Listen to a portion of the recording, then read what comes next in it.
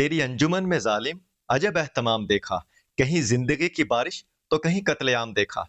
तुम्हें सिर्फ गोली मारने की इजाजत है, इसके अलावा कुछ नहीं। ये अल्फाज थे एक बहादुर लड़की के, जो दरिंदों की सफ में शेर की तरह दौड़ती हुई खड़ी थी और बता रही थी कि मैंने जना नहीं किया, निकाह किया है। वाकया कुछ इस तरह से है कि बलूचिस्तान में 32 साल का एक लड़का जिसका नाम जर्क था और 24 साल लड़की जिसका नाम शीतल था, एक दूसरे को पसंद करते थे। दोनों ने अपनी मर्जी से शादी कर ली, लेकिन उनका शादी करना उनके खानदान को पसंद नहीं आता। शादी करके वो किसी दूसरे इलाके में महफूज मकाम पर अपनी जिंदगी बसर करना शुरू कर देते हैं। फिर शादी को अभी सिर्फ 1.5 साल का वक्त ही गुजरा था कि खानदान के लोग उन्हें धोखे के साथ एक दावत पर मदऊ करते हैं और कहते हैं, हम आपको कुछ नहीं कहते, आप हमारी दावत कबूल कर लें।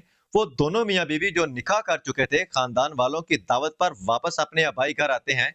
जैसे ही वो घर आते हैं, उन्हें पकड़ लिया जाता है और खानदान के बड़े लोग आपस में मिल बैठकर, जिसे कबाली जिरगे का नाम दिया जाता है, फैसला करते हैं, जिसमें यह तय होता है कि दोनों को कत्ल कर दिया जाए। वजह क्या है कि इन्होंने अपनी मर्जी से शादी क्यों की? इन्होंने खानदान की इज्जत को नीलाम कर दिया। सवाल तो यह है कि इन वडेरों की इज्जत औरत को अपनी मर्जी से शादी कर लेने के नाम पर ही क्यों जागती है? जब ये खुद मुंह काला कर रहे होते हैं तो उस वक्त इनकी गैरत क्यों नहीं जागती? असल में ये गैरत के नाम पर सबसे बड़ी बेगैरती है जो ये कर रहे हैं। यहाँ रवायतों की जंजीर में लिपटी है हर सांस, इज्जत के नाम पे बहा दी जाती है जान। आप किस इज्जत की बात करते हैं? क्या नबी सल्लल्लाहु अलैहि वसल्लम की तालीमात ये थी?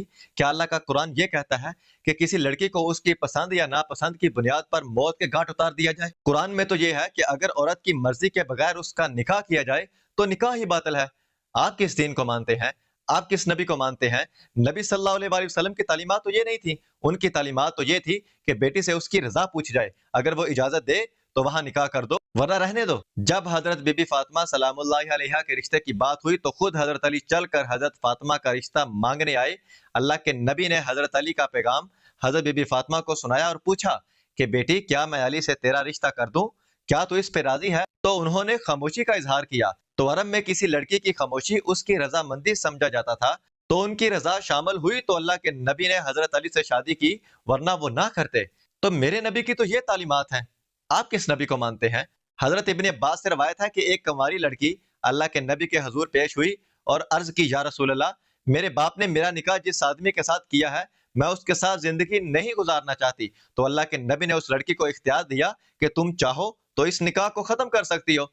तो नबी सल्लल्लाहु अलैहि वसल्लम ने तो ये तालीमात दी।